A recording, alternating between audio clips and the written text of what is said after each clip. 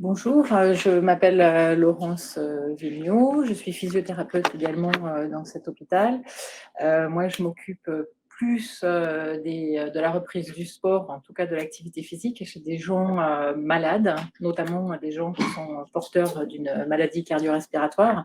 Donc, pour tout ce qui est reprise de l'entraînement et du sport, je pense que mes collègues ont une connaissance qui est beaucoup plus étendue que la mienne. Néanmoins, je vais essayer de vous promener dans ce monde après Covid-19 et voir comment, malgré la maladie, ensuite on peut reprendre une activité sportive. Mais merci à eux de me faire confiance et de m'avoir invité à parler de ce sujet. Donc voici en gros ce dont je vais vous parler. Donc après quelques rappels du Covid, donc je suis ni préparateur sportif ni virologue, mais je vais quand même essayer de vous expliquer comment ça marche. Nous allons aborder les séquelles que peut laisser le Covid-19 et puis qu'est-ce qu'on appelle le Covid long. Et à partir de là, qu'est-ce qu'on va pouvoir faire comme bilan, qu'est-ce qu'on va pouvoir faire tout court et comment on va pouvoir reprendre le sport avec plaisir, comme le disait Guillaume à l'instant.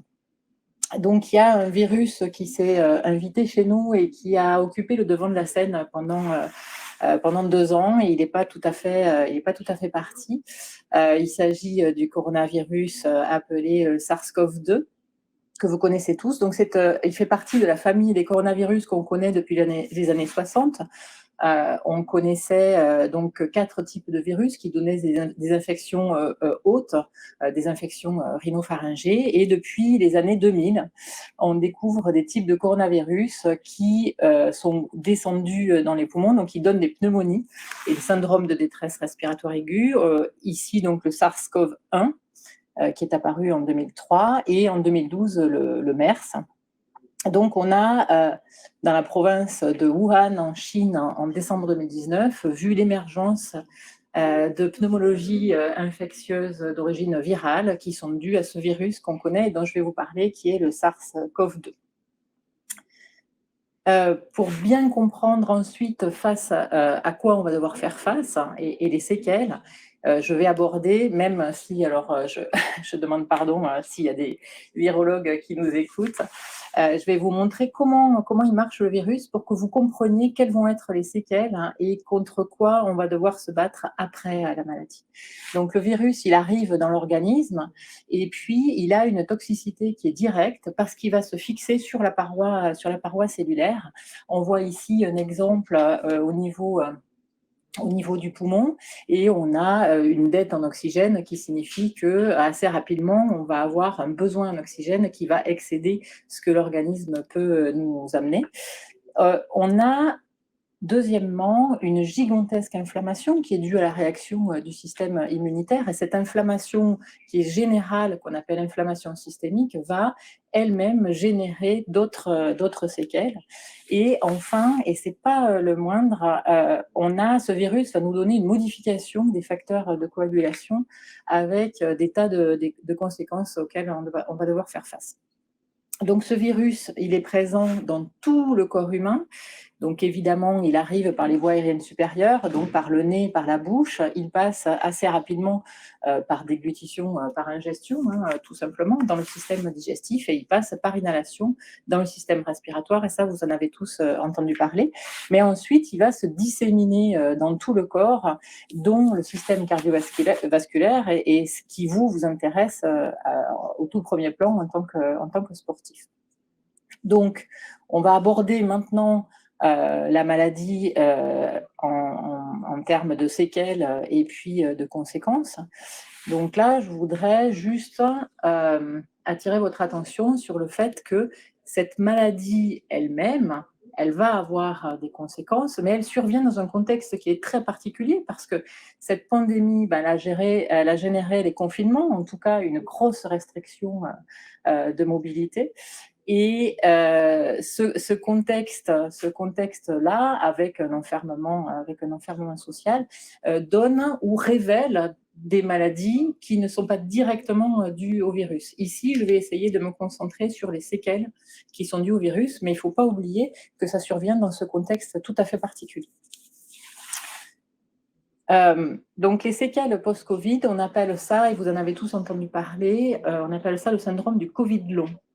Donc il y a plusieurs définitions qui cohabitent en ce moment, mais en gros, vous avez donc la période aiguë qu'on voit sur le schéma ici à gauche.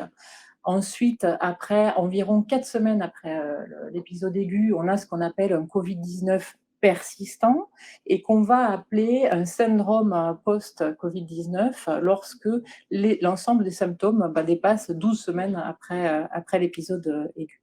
Et les deux phases, donc le persistant et le syndrome post-Covid, sont appelés syndrome du Covid long. Donc, il y a eu énormément de littérature sur le sujet, voire il y a eu tellement de littérature que ça a occulté tous les autres sujets pendant 2 ans. Et ces séquelles sont vraiment très, très bien décrites. Donc, je voulais vous faire comprendre, en fait, que ces symptômes, ils existent et ils persistent dans une grande majorité des gens qui ont été atteints par le Covid. Et que, certes, l'immobilité, l'isolement de la pandémie ont des conséquences, mais il a été prouvé que lorsqu'on a eu un test PCR positif, on a plus de séquelles que si on était juste victime de la pandémie, mais qu'on n'a pas eu de test positif. Donc ces séquelles, elles sont fréquentes et elles sont d'autant plus fréquentes que la maladie a été importante et que vous avez été hospitalisé. Donc je vous ai mis sur une flèche de temps, donc une étendue d'études et des symptômes rapportés par ces études, suivant le timing auquel on a fait l'inventaire, en quelque sorte, de ces études auprès des patients. Donc, on a ici les symptômes chez les patients qui ont été hospitalisés et les symptômes chez les gens qui ont eu le Covid-19 mais n'ont pas nécessité d'hospitalisation. Donc, les symptômes de 4, 6, 12 mois, en fait, ce qui ressort, c'est vraiment la fatigue, en tout premier plan, l'essoufflement et les troubles de la concentration avec les troubles du sommeil. Et puis, on voit à 12 mois des douleurs articulaires. Donc, à 12 mois, chez les gens qui ont été hospitalisés, on a plus qu'un symptôme chez 30 à 70% des gens. Et à 7 mois, chez les gens qui n'ont pas été hospitalisés, qui étaient juste interrogés à la maison, on voit qu'il y a près de la moitié des gens qui ont été porteurs du virus qui ont au moins un symptôme. Donc c'est vraiment quelque chose qui n'est pas négligeable, ces séquelles au cours du temps. Donc les séquelles, comme on a vu tout à l'heure, le virus, il s'est propagé dans tous les systèmes de l'organisme et les séquelles, elles vont de même toucher tous les systèmes de l'organisme. Donc, on va avoir notamment, et c'est ce qui va nous intéresser pour la reprise du sport, des séquelles pulmonaires à type de dyspnée, d'essoufflement, et je ne sais pas si vous avez entendu parler, mais on a souvent un syndrome d'hyperventilation. Donc, ce sont ces gens qui sont essoufflés alors qu'ils sont assis, ils n'ont pas fait d'effort particulier. Et c'est toute cette dissociation entre la ventilation et l'effort qu'on demande à son organisme et qui peut être extrêmement handicapante. On a des séquelles donc cardiovasculaires, les principaux risques qu'on rencontre, outre le déconditionnement, tout simplement, parce qu'on a été malade et parce qu'on est resté enfermé. On trouve beaucoup des troubles du rythme et ce qu'on craint dans la reprise du sport, ce sont les myocardites et les péricardites qui pourraient passer inaperçus et seraient révélés à l'exercice. On a, et ce n'est pas parmi les moindres symptômes, des symptômes neurologiques à type notamment de troubles cognitifs. Les gens décrivent une espèce de brouillard, ont eu beaucoup de mal à se concentrer. Et on trouve également énormément de syndromes anxio-dépressifs, ce qui n'est pas sans conséquence de toute façon sur la reprise sportive, avec beaucoup de séquelles à type de perte de l'odorat et du goût. On trouve évidemment des faiblesses musculaires, mais aussi beaucoup de douleurs musculaires et des douleurs articulaires. On retrouve quelques séquelles au niveau du système digestif et des manifestations cutanées et des pertes de cheveux. C'est vraiment décrit dans à peu près 15%, 15% des cas. Ce qui nous donne donc un gros déconditionnement, des douleurs, une fatigue générale persistante et surtout la difficulté à revenir à la vie d'avant avec une grosse diminution de la qualité de vie.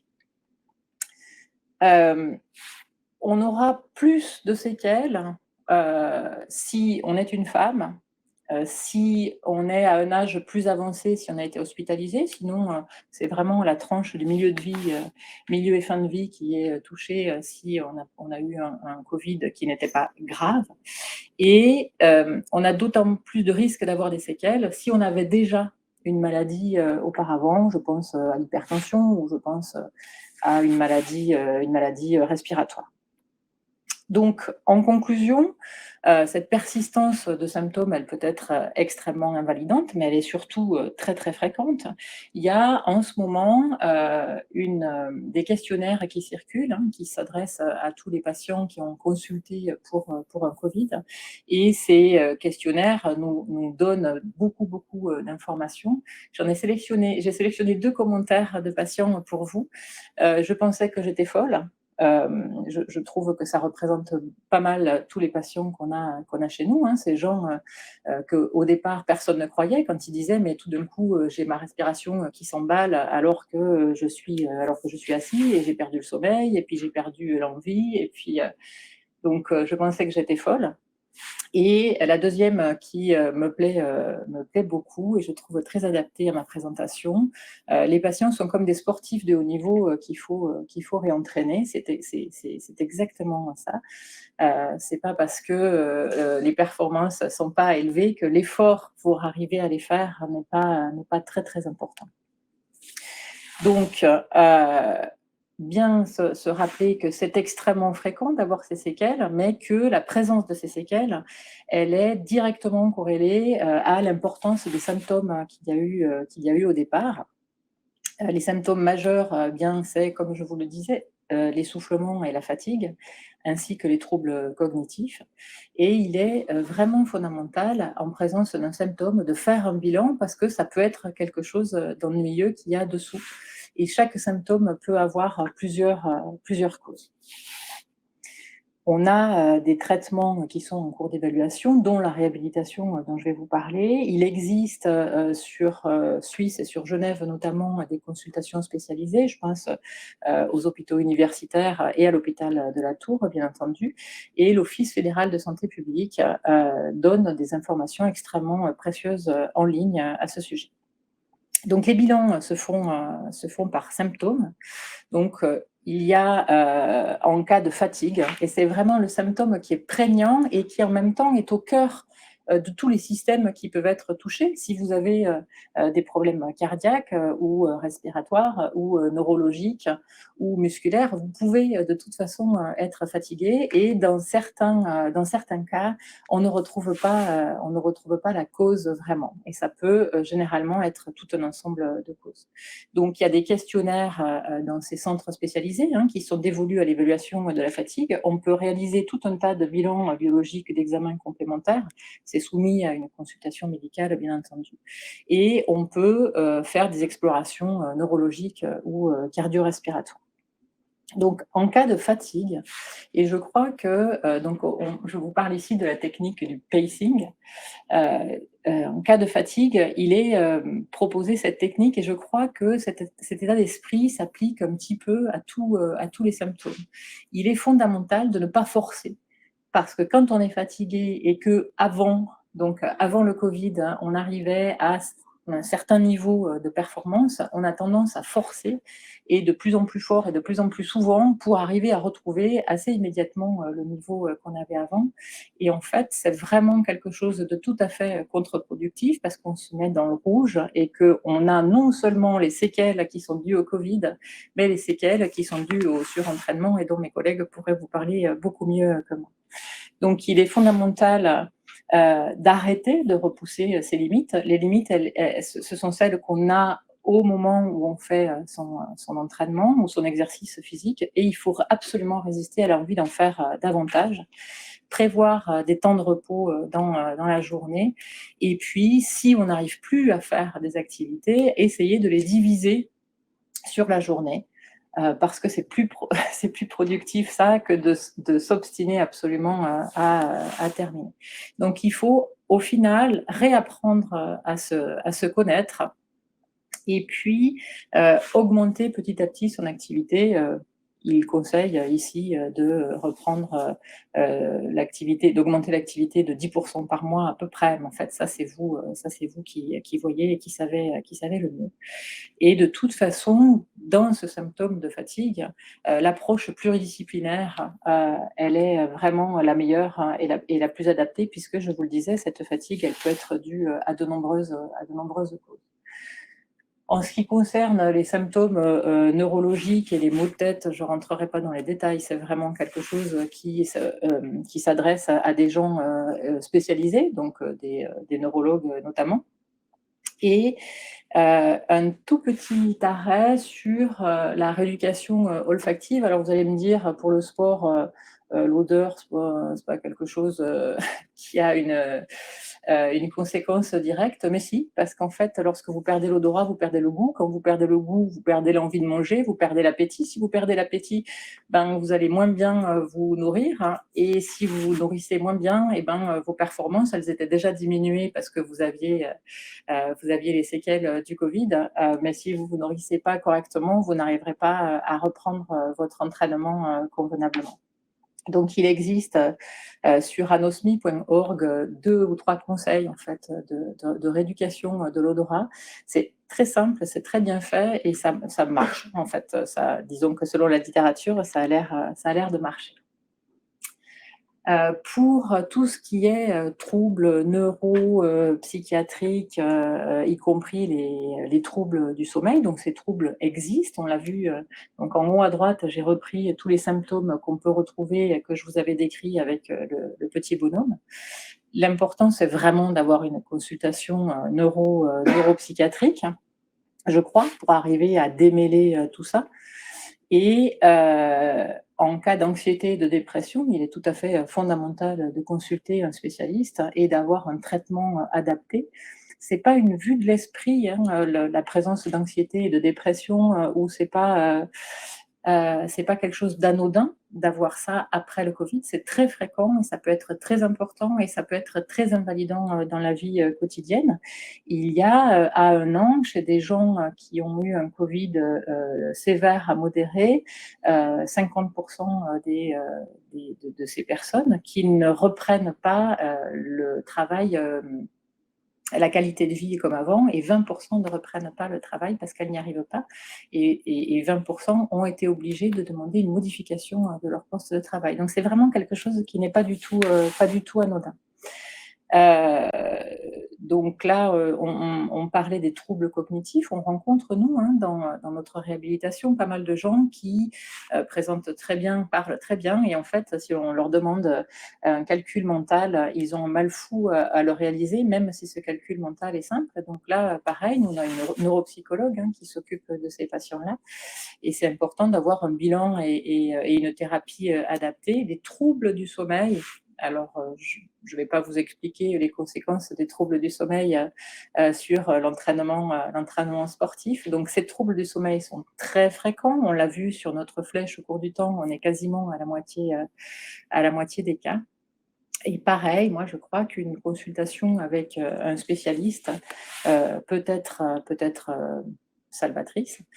Et ce qui est important aussi, en cas de trouble du sommeil, c'est d'aller explorer d'autres causes. Par exemple, les apnées du sommeil, elles peuvent avoir existé avant, et les symptômes peuvent avoir été révélés parce qu'ils sont plus prégnants en post-maladie.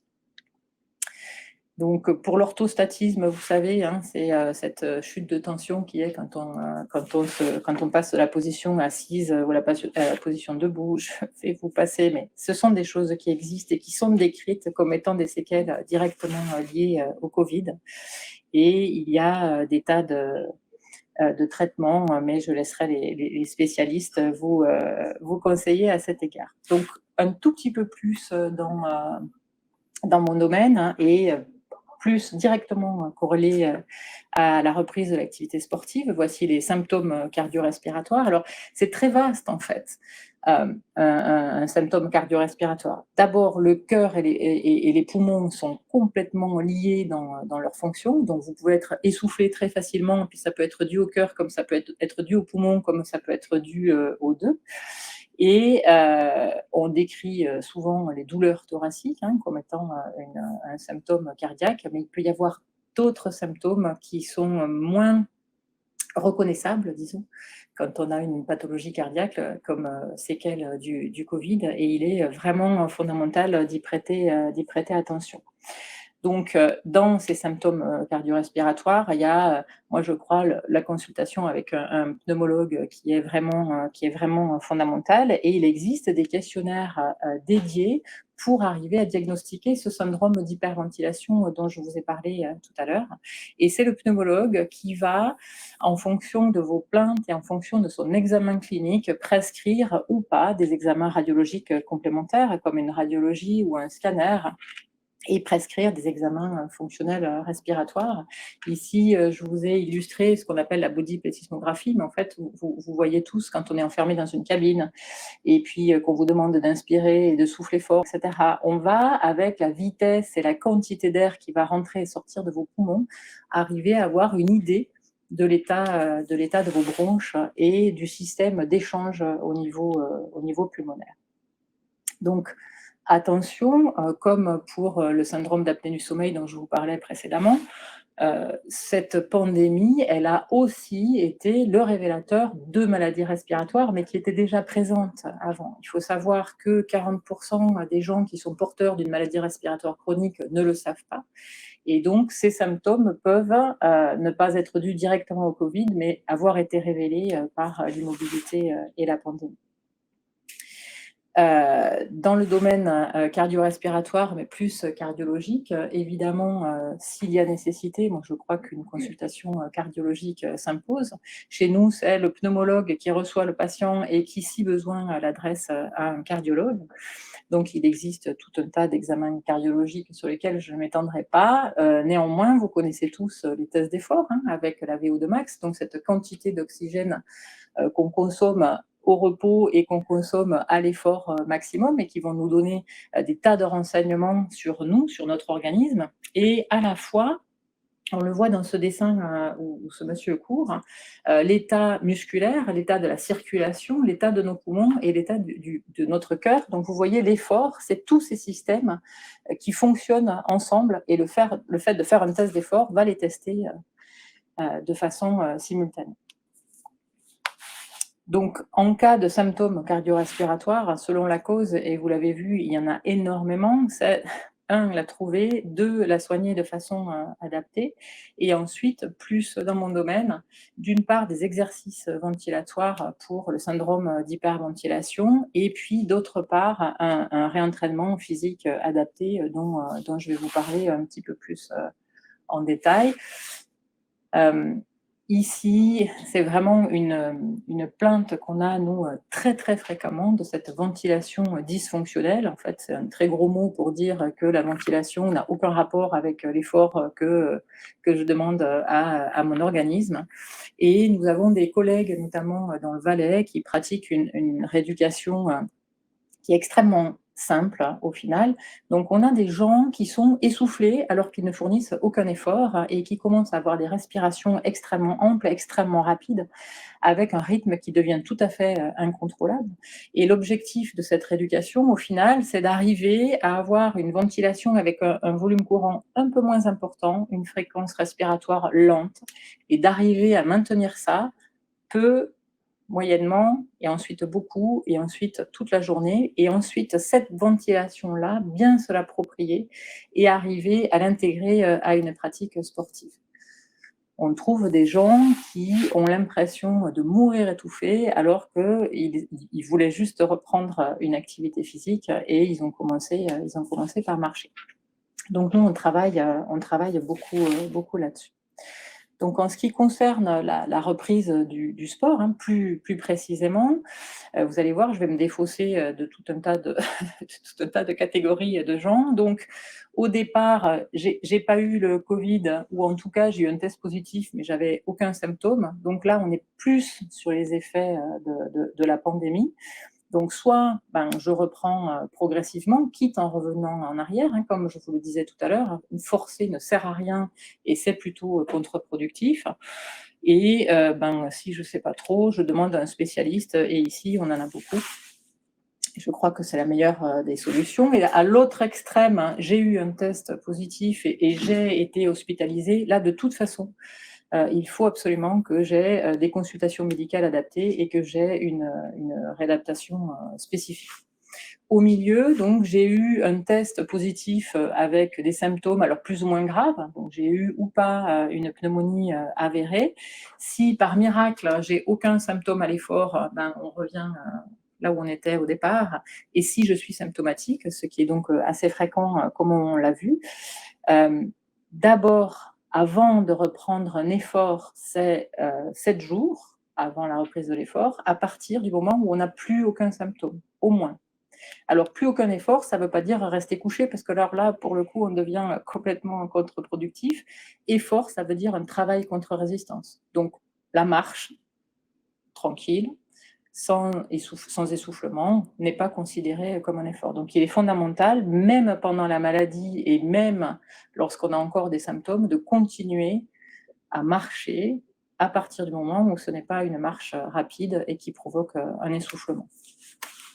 Donc je vais vous parler maintenant, de ceux qui sont, symptomatiques, après, un covid léger, à modéré. Voici un retour progressif, à l'activité, physique, qui est proposé dans le British Medical, Journal, avec plusieurs phases que je trouvais assez simples, assez facilement applicables, hein. Donc je vais vous décrire plusieurs phases et ils disent que c'est 7 jours par phase, à peu près. Et on commence, on l'a vu, donc 7 jours après l'arrêt des symptômes.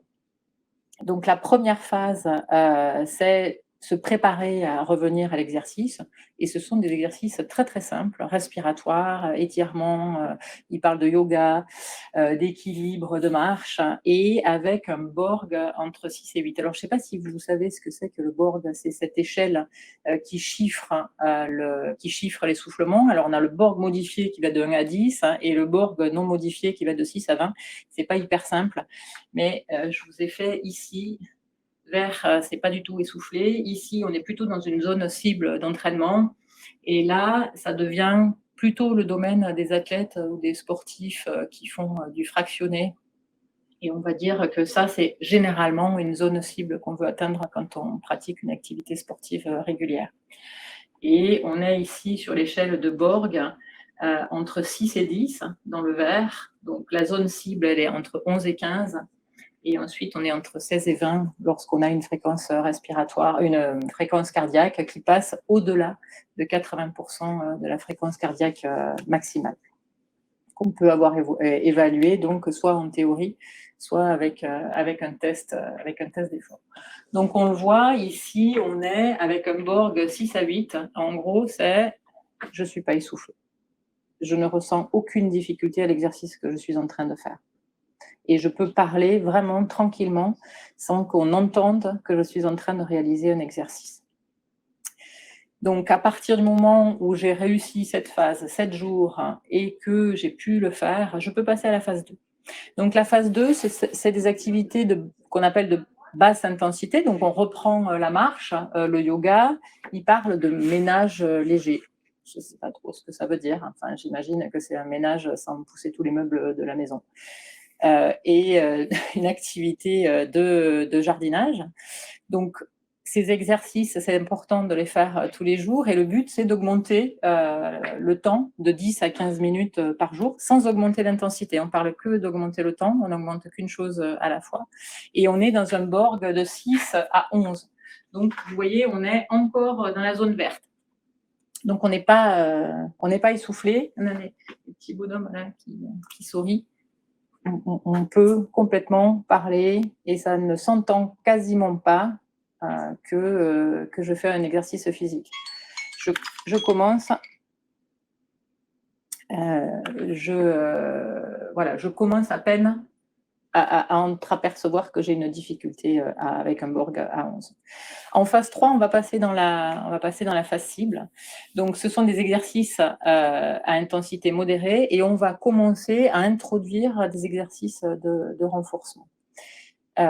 On a beaucoup, nous, de gens qui viennent nous consulter qui, avant, couraient 3 fois par semaine, hein, et n'avaient jamais fait de renforcement musculaire de leur vie et qui ne comprennent pas pourquoi on doit faire un renforcement musculaire pendant cette rééducation. En fait, ce qu'il faut bien comprendre, c'est qu'on a perdu pas mal de masse musculaire et s'imaginer pouvoir refaire un effort comme on le faisait avant en course à pied sans faire de renforcement musculaire, là, ça devient assez illusoire. Donc, on a une réhabilitation qui sollicite les muscles sur à peu près 2/3 endurance et 1/3 force. Et avec ce renforcement global, on va pouvoir espérer en tout cas revenir au niveau antérieur si ce n'est le dépasser. Donc, on est sur des exercices avec, vous le voyez, hein, une fréquence cardiaque en pourcentage de la fréquence cardiaque maximale qui est un petit peu plus élevée. Là, je suis essoufflée. A priori, je peux encore parler. J'ai un Borg entre 12 et 14. Donc, je peux parler, je peux terminer mes phrases. C'est à partir du moment où je rentre dans cette zone ici, je ne peux plus terminer une phrase. C'est assez facile pour s'en rappeler. Donc 2 fois 5 minutes, donc des blocs de 5 minutes d'exercice aérobie. Donc je peux parler, entrecoupé d'un bloc de récupération, et tous les jours, je vais ajouter un bloc selon la tolérance. Donc je reviens à cette notion de plaisir que je trouve très intéressante, parce que sans plaisir, en fait, il y aura pas de progression. Donc j'ai un Borg entre 12 et 14, je suis dans cette zone-là, je garde cette phase 7 jours, et puis mon objectif à la fin de la semaine, c'est d'arriver à faire un entraînement de 30 minutes, et au bout d'1 heure, j'ai récupéré. Sinon, je ne peux pas passer à la phase d'après. Donc la phase 4, je vais garder mes activités intensité à modérée avec toujours cette cible de fréquence cardiaque. Je vais garder mes exercices de renforcement et je vais ajouter des exercices de coordination, des exercices fonctionnels. François en parlait tout à l'heure, ça peut être ces escaliers, ça peut être des escaliers doucement. Ça peut être des exercices de course avec des changements de direction. En tout cas, c'est des exercices de coordination. Ces exercices, je vais les faire 2 jours et intercaler un jour de repos. Mon Borg, il est toujours le même, entre 12 et 14, donc je suis essoufflée, je ressens l'exercice, mais je peux parler et je peux terminer mes phrases. Ma phase dure 7 jours et l'objectif, c'est un peu compliqué selon moi, c'est un niveau normal de fatigue. J'imagine qu'on entend par normal, enfin que les auteurs entendent par normal, quelque chose qui ne vous gêne pas et qui vous fait dire: «J'ai bien travaillé», mais qui fait que vous n'êtes pas en difficulté, vous ne ressentez pas de malaise par rapport à cette fatigue. Et ensuite, on peut passer en phase 5, alors suivant votre niveau. Vous revenez aux exercices antérieurs, vous revenez à votre entraînement régulier, et vous pouvez, si vous faites du fractionné par exemple, passer dans la zone rouge comme vous le faisiez avant. Toute cette progression, non seulement va vous pouvoir, sans frustration, vous ramener au niveau antérieur, mais je crois qu'elle va aussi permettre de faire émerger un symptôme que vous ne connaissiez pas avant. Donc, devant tout symptôme inhabituel, et notamment à type d'essoufflement non adapté à l'activité, ou à type de palpitation, de douleur thoracique, vous devez consulter.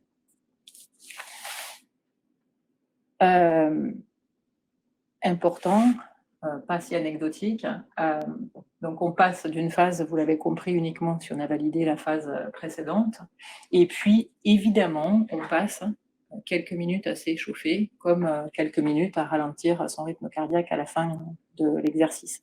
Ça va sans dire, mais ça va mieux en le disant. Et si vous stagnez, et vraiment pendant un moment sur une phase. Je crois qu'il est, comme devant toute apparition de symptômes supplémentaires, il est important, de consulter.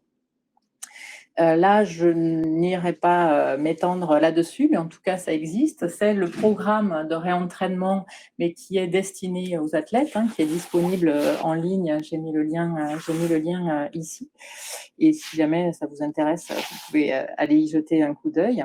Donc 3 mots pour terminer sur, ce covid long et la reprise de l'activité physique, à la tour. On a, chez nous, une prise en charge pluridisciplinaire, donc une consultation, covid long et une reprise progressive, de l'activité physique. Donc au départ, ça a l'air un peu fourni comme ça, mais je vais essayer de vous le détailler.